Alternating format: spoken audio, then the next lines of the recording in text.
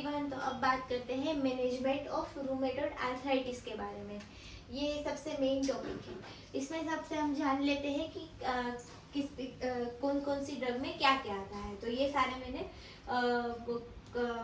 थोड़े कम वे में इसमें लिखा है, कंसाइज वे में। ठीक है, पहले तो हम ये देख लेते हैं कि अगर पहले तो आपके पास पेशेंट आया, आपने डायग्नोज कर दिया रूमेटॉइड आर्थराइटिस, तो बात पहले तो आपको ये सब टेस्ट करवाने हैं। नॉर्मल जो बेसलाइन टेस्ट है, सीबीसी, सीआरपी, ऐसा एलएफटी, आरएफटी, ये सारे, और इसके साथ स्क्रीनिंग भी करवानी है ट्यूबरक्यूलोसिस की, और ट्रिपल एच भी करवाने हैं आपको।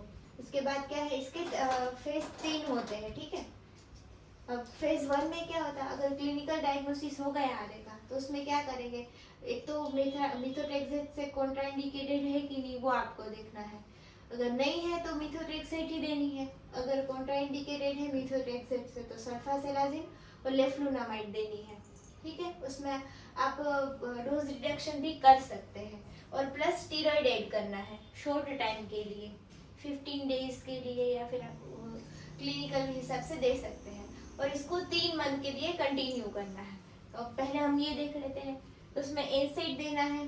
ठीक है, एनसेड में आता है नेप्रोक्सेन, आइबुप्रोफेन, इटरोकोक्सिब, ये सब आते हैं। ये डिसीज को जो पेन होता है वो कम करता है, इसकी रूमेटॉइड की एक्टिविटीज को कम नहीं करता।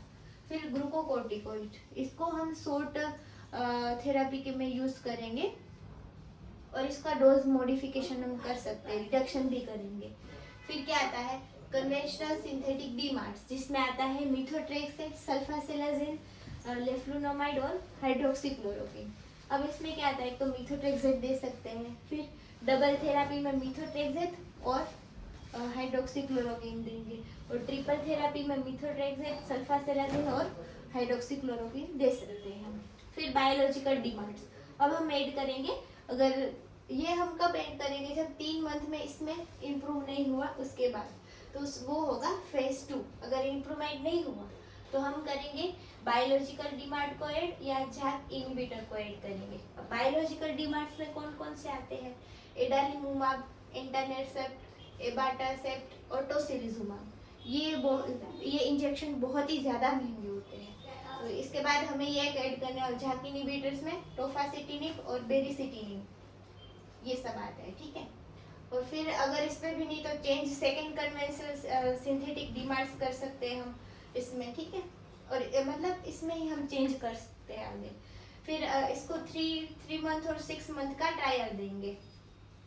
तो इसमें अगर आपको इसमें भी पेशेंट इम्प्रूव नहीं हुआ तो उसके बाद क्या करेंगे, फेज 3 में चेंज डिमांड करेंगे, चेक इनहिबिटर को वही रखेंगे, और इसका फॉलोअप लेंगे हम 3 to 6 मंथ में। ठीक है, और बाकी टारगेटेड सिंथेटिक डिमांड्स भी है, इसमें हम ऐड कर सकते हैं, जिसमें उपासिटिनिब, टोफासिटिनिब, ये सब आते हैं। ठीक, और अगर ये एक ध्यान रखें कि ये बायोलॉजिकल डिमांड स्टार्ट करने से पहले आप इन सबकी स्क्रीनिंग करवा लीजिए। फिर इसमें क्या आता है, नॉन फार्माकोलॉजिकल मैनेजमेंट। ठीक है, तो नॉन फार्माकोलॉजिकल मैनेजमेंट में क्या आएगा, स्मोकिंग डिसीजन होगा, वेट रिडक्शन होगा, एक्सरसाइज, फिजियोथेरापी, ये सब कर सकते हैं। और वैक्सीनेशन में कौन कौन सी दिलवानी है, इन्फ्लुएंजा वैक्सीन और न्यूमोकोकल और हेपेटाइटिस बी वैक्सीन। ठीक है, ये सब ऐड कर सकते हैं आप। और उसके बाद क्या करना है, उसके बाद आपको फॉलोअप लेना है, जिसमें बेसलाइन इन्वेस्टिगेशन करवाने हैं। और ये अगर आप एमडी हो तो आप यहाँ तक आप ठीक है मैनेज कर सकते हो। अगर आपसे मैनेज नहीं हो रहा तो तुरंत ही रिफ़र कर दीजिए रूमेटोलॉजिस्ट के पास, और इसके हिसाब से आप ट्रीटमेंट ले सकते हैं। ठीक, तो ये था इन शॉर्ट वे में मैनेजमेंट ऑफ रूमेटॉइड आर्थराइटिस। तो ऐसे वीडियोस देखने के लिए आप चैनल को लाइक करें, शेयर करें, सब्सक्राइब करें। Thank you for watching.